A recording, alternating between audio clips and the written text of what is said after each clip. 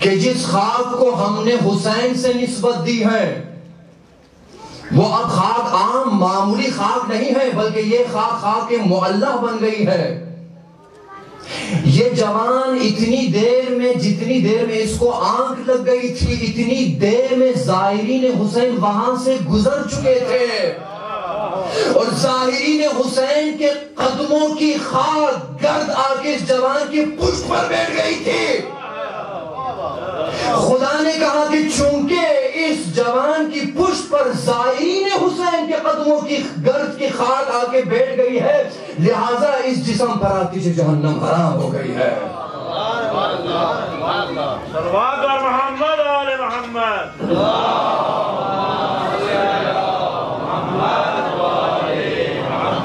اور اندازہ لگے کہ زائرین حسین کے قدموں کہ خاک کی یہ تاثیر ہو سکتی ہے تو پھر قدم حسین کی بات ہی کچھ اور۔ ایک صلوات پڑھے محمد آل محمد۔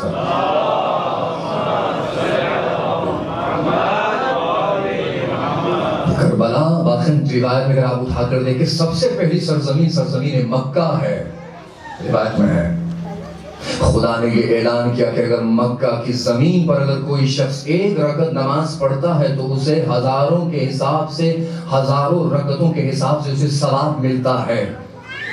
مکہ کی سرزمین میں بڑا غرور آ گیا، بڑا فخر آ گیا کہ مجھ سے بڑھ کر کوئی زمین ہو ہی نہیں سکتی ہے۔ خدا نے کہا تسلی کرو، ذرا صبر کرو، تجھ سے ہزاروں سال پہلے میں نے سرزمین کربلا کو خلق کیا ہے۔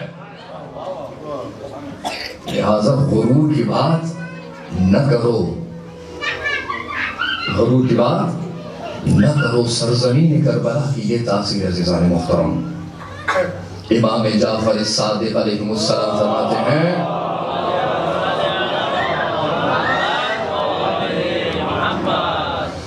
روایت میں ہے کہ مولا امام صادق علیہ السلام اپنی ہر نماز خاک شفا کے اوپر سجدہ کر کے پڑھا کرتے تھے۔ روایت میں ہے کہ اگر کوئی شخص خاک کربلا پہ سجدہ کرتا اور نماز پڑھتا ہے، مولا فرما رہے ہیں کہ 70 حجابائے آسمانی انسانوں کے آنکھوں کے سامنے سے یہ حجاب ہٹ جاتے ہیں، اور خدا فرشتوں سے کہتا کہ تم ہٹ جاؤ چونکہ اس انسان نے خاک کربلا پہ سجدہ کیا ہے، میں جانوں اس کی نماز جانے۔ ایک صلوات پڑھے محمد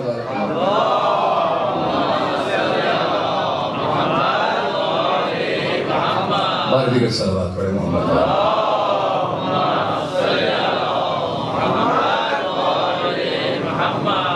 سب لوگ پھر اعتراض کرتے ہیں کہ شیعہ حضرات بدعت کرتے ہیں، خاک کے اوپر سجدہ کرتے ہیں۔ خاک کو سجدہ خاک پہ سجدہ کرنا اور خاک کو سجدہ کرنا دو الگ مسئلے ہیں۔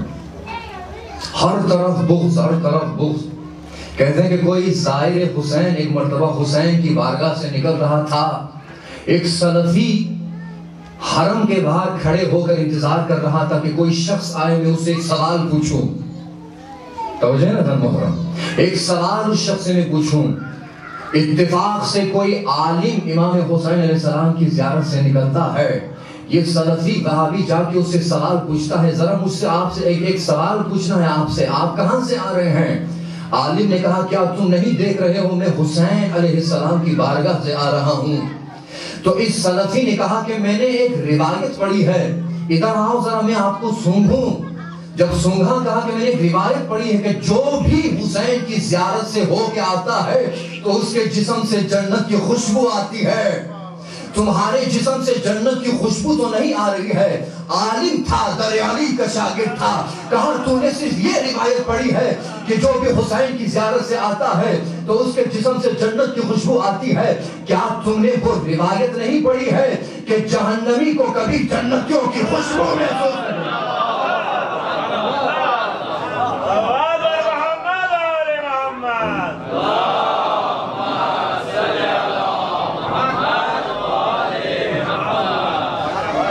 جہنمیوں کو کبھی بھی جنتیوں کی خوشبو محسوس نہیں ہوا کرتی ہے، جہنمیوں کو کبھی بھی۔ ایک صلوات پڑھے محمد صادق۔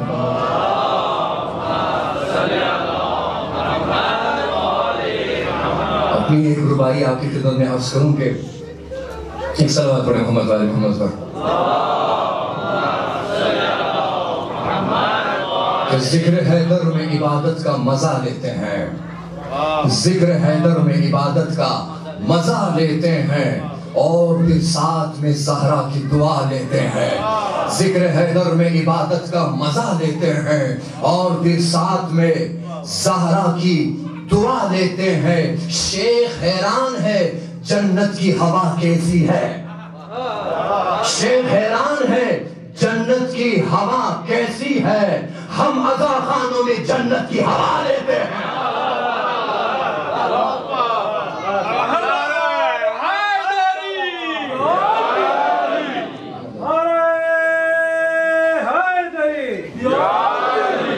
اس پہ بھی اعتراض کرتے ہیں شیعہ حضرات جو ہے نعرہ حیدری زور سے لگاتے ہیں، جب نعرہ تکبیر لگاتے ہیں تو آہستہ کہتے ہیں اللہ اکبر، جب نعرہ رسالت کہتے ہیں آہستہ دھیمی آواز سے کہتے ہیں یا رسول اللہ، جب کہتے ہیں نعرہ حیدری پھر سب بلند آواز سے کہتے ہیں یا علی۔ ہم اعتراف کرتے ہیں، اعتراف کرتے ہیں نعرہ تکبیر جب لگاتے ہیں تو آہستہ اور دھیمی آواز سے کہتے ہیں اللہ اکبر، اور نعرہ رسالت جب لگاتے ہیں تو تب بھی ہم اقرار کرتے ہیں کہ ہم دھیمی آواز سے کہتے ہیں یا رسول اللہ۔ نعرہ حیدری پہ اقرار کرتے ہیں کہ بلند آواز سے کہتے ہیں یا علی۔ سبب یہ ہے، دلیل یہ ہے کہ میرا، ہمارا اور آپ کا اختلاف نعرہ تکبیر پہ نہیں ہے، مسئلہ توحید پہ نہیں ہے، اختلاف مسئلہ رسالت پہ نہیں ہے، اختلاف مسئلہ نبوت پہ نہیں ہے۔ نعرہ حیدری اس لیے زور سے لگاتے ہیں کہ ہم جو خلیل کے دن سے اب تک سوئے ہوئے ہیں وہ جاگ جائے، اختلاف مسئلہ امامت میں ہے۔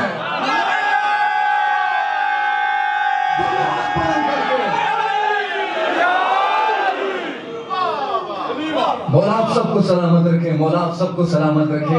یہ یا علی کہنا کوئی عام ذکر نہیں ہے۔ ائمہ معصومین علیہ السلام بیان فرماتے ہیں کہ جو شخص ایک مرتبہ یا علی کہتا ہے تو اسے 6 مہینے کے اعتکاف کا ثواب ملتا ہے۔ ایک صلوات پڑھیے محمد والے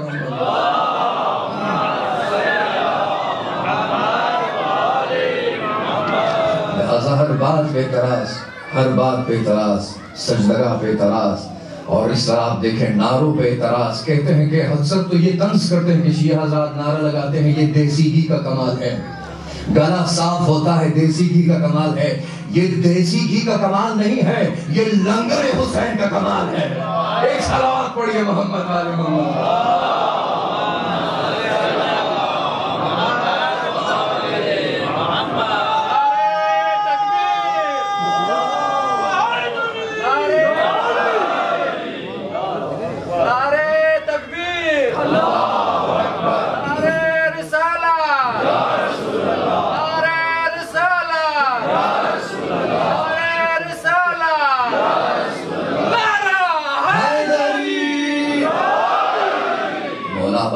یا علی مدد کہنے والوں کو ماشاءاللہ ماشاءاللہ اس قدر اچھی سماعت ہے ماشاءاللہ۔ یقیناً حضرت زہرا سلام اللہ علیہا دونوں ہاتھوں کو بلند کر کے دعا کر رہی ہے۔ یہ لوگ اپنے اپنے گھروں کو چھوڑ کے آئے ہیں، یہ لوگ اپنے اپنے کاموں کو چھوڑ کر آئے ہیں، اپنوں کو نہیں رو رہے ہیں بلکہ میرے حسین کو رو رہے ہیں، اپنوں کو نہیں رو رہے ہیں بلکہ میری بیٹی زینب کے لیے رو رہے ہیں، اپنے بچوں کے لیے نہیں رو رہے ہیں بلکہ علی اصغر کے لیے رو رہے ہیں، اپنے جوانوں کے لیے نہیں رو رہے ہیں بلکہ کڑگل جبا علی اکبر کے لیے رو رہے ہیں۔ آج محرم کی 2 تاریخ اور وہ کاروان جو 28 رجب کو نکلا تھا، ایک ایسی سرزمین پہ یہ کاروان آ پہنچا ہے کہ مولا حسین علیہ السلام جا کے اس آبادی کے بڑے بزرگوں سے دریافت کرتے ہیں اس سرزمین کو کیا کہتے ہیں۔ کسی نے کہا اس سرزمین کو غازریہ کہتے ہیں، چیف مولا نے بھی پوچھا کیا کوئی اور نام بھی ہے اس زمین کا، کسی نے کہا کہ اس کو شط فرات بھی کہتے ہیں، پھر مولا نے پوچھا اس کے علاوہ بھی کوئی اور نام ہے، تو کسی نے کہا اس سرزمین کو نینوا بھی کہتے ہیں۔ مولا کو پتا تھا مگر دنیا والوں کو دکھانے کے لیے کہ ہم خود نہیں آئے، ہمیں بلایا گیا ہے۔ اجرکم علی اللہ، اجرکم علی اللہ۔ آپ اپنے اپنے ملکوں سے آئے ہیں، آپ بھی غریب ہے، حسین بھی غریب ہے، آپ بھی غریب ہے، زینب بھی غریب ہے، کل رات میں نے بڑا سخت جملہ کہا تھا، آپ لوگوں نے محرم کا چاند امن میں دیکھا، مگر زینب و حسین نے جنگلوں میں چاند کو دیکھا ہے۔ اجرکم علی اللہ، اجرکم علی اللہ۔ جب چوتھی مرتبہ امام حسین علیہ السلام پوچھتے ہیں کہ اس سرزمین کو کچھ اور بھی کہتے ہیں، تو ایک مرتبہ کسی نے کہا کہ اس کو کربلا بھی کہتے ہیں۔ ایک مرتبہ حسین رونے لگ گئے کہ ہاں نانا نے اس زمین کا کہا تھا، یہ وہی سرزمین ہے جس میں کرب بھی ہے اور جس میں بلا بھی ہے۔ یہ وہی سرزمین ہے جس میں کرب بھی ہے اور جس میں بلا بھی ہے۔ بس عزیزان محترم، مولا ابا عبداللہ الحسین شہزادی زینب کے ساتھ مل کر اس سرزمین کو خریدتے ہیں جہاں پہ قتل لگا ہے، جہاں پہ مولا کا روزہ بننا ہے، جہاں پہ مولا کی قبر بننے والی ہے۔ بہن بھائی دونوں درہم و دینار دے کر اس سرزمین کو خریدتے ہیں زینب و حسین، مگر علی اکبر کے نام کر دیتے ہیں۔ اب سمجھ میں آیا کہ کس لیے کہتے ہیں کہ زمین کی جاگیر علی اکبر کی جاگیر ہے۔ اجرکم علی اللہ، اجرکم علی اللہ، اجرکم علی اللہ، اجرکم علی اللہ۔ اب سمجھ میں آنا، زینب نے اپنے نام پہ اپنے حصے کو رکھا، نہ ابا عبداللہ الحسین نے زمین کو اپنے حصے میں اپنا نام کیا، لیکن دونوں یہ رو کے کہہ رہے ہیں یہ جاگیر علی اکبر ہے جو شبیہ پیمبر ہے۔ جب پیمبر کی یاد ہمارے دلوں میں آتی تھی تو ہم علی اکبر کی طرف دیکھا کرتے تھے۔ ایک مرتبہ امام حسین علیہ السلام نے بڑی یزد کے بزرگوں کو بلایا، خوش آمدید کہا، اور امام حسین علیہ السلام نے یہ کہا کہ دیکھو یاد رکھو، جب ہماری لاشوں کو گرم ریتوں پہ آپ دیکھیں گے تو کسی بہانے سے اس طرف آ جانا اور ہماری لاشوں کو دفن کر دینا۔ اور اس کے بعد امام حسین علیہ السلام نے بنی اسد کی عورتوں کو بلایا، کہا کہ آپ لوگ بھی پانی بھرنے کے بہانے آ جائیں اور ہماری لاشوں کو قبر دفن کرنے کی کوشش کریں۔ اور اس کے بعد بنی اسد کے بچوں کو بلایا، کہا کہ بچوں تم کھیلنے کے بہانے آ جانا، چھوٹے چھوٹے ہاتھوں پہ مٹی کو اٹھاؤ۔